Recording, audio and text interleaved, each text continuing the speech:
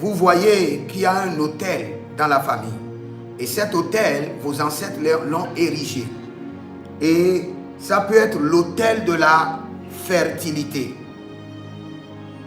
L'autel de la fertilité. Et cet autel de fertilité est connecté à une entité.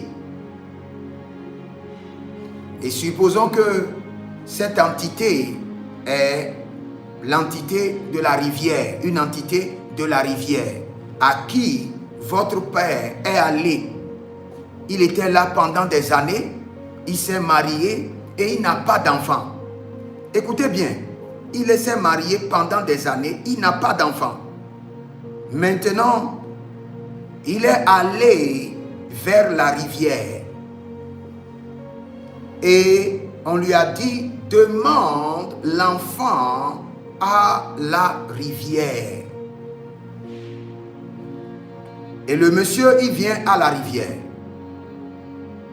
Et il dit maintenant à la rivière, donne-moi un enfant.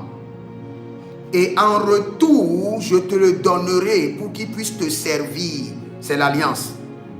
Voici l'alliance. Le contrat a été signé. En retour, je ferai quoi? Je te le donnerai pour qu'il puisse te servir. Et en ce premier jour, il était venu, il a donné un sacrifice. Ce sacrifice qu'il a donné, ce n'est pas un autel, c'est le sceau de l'alliance. C'est le sceau de l'alliance. Comme Dieu, je viens de sur ce verset, quand Dieu a décidé d'établir l'alliance contre le déluge, il dit à partir d'aujourd'hui, je ne détruirai plus la terre avec de l'eau. Maintenant, il met le sceau de l'alliance pour marquer l'alliance. Et c'est l'arc-en-ciel. Ce sacrifice qu'il a offert une première fois, c'est un sacrifice qui est le sceau de l'alliance.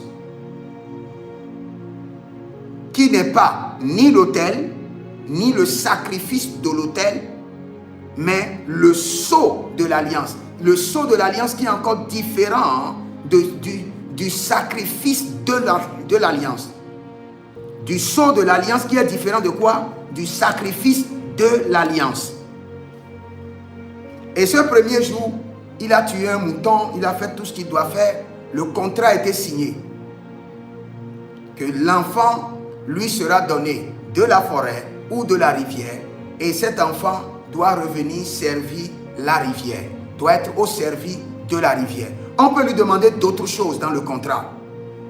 Dans ce même contrat, on peut lui dire, chaque année, cela veut dire quoi? Chaque année, tu dois amener l'enfant à la rivière et renouveler le sacrifice. Toujours, ce n'est pas un autel. Toujours, c'est une alliance. Parce que dans 2 Chroniques chapitre 8, le verset 13, Dieu nous parle des alliances journalières, des alliances hebdomadaires, des alliances mensuelles, des alliances trimestrielles, des alliances semestrielles, des alliances annuelles. Dont le sceau de cette alliance, c'est qu'une alliance annuelle. Il a libéré le sceau de l'alliance pour établir l'alliance. Maintenant, pour renouveler l'alliance, il doit se présenter chaque année pour renouveler l'alliance. Maintenant, écoute là où il y a l'autel. Quand il quitte la maison et la rivière, il vient à la maison et établit un autel qui est le sceau de cette rencontre, le sceau de ce contrat chez lui à la maison.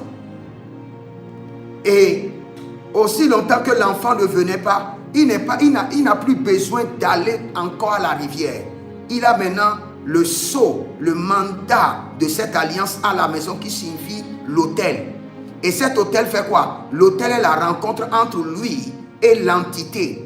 Piste d'atterrissage entre lui et l'entité qu'il a rencontrée à la rivière. Et quand il vient à l'autel, il libère les sacrifices pour dire, autel, lève-toi. Ce que le démon, l'entité de la mer m'a dit, que les démons, les envoyés de cette entité atterrissent sur cet autel, sur cette piste, pour accomplir l'alliance, le contrat qui a été signé.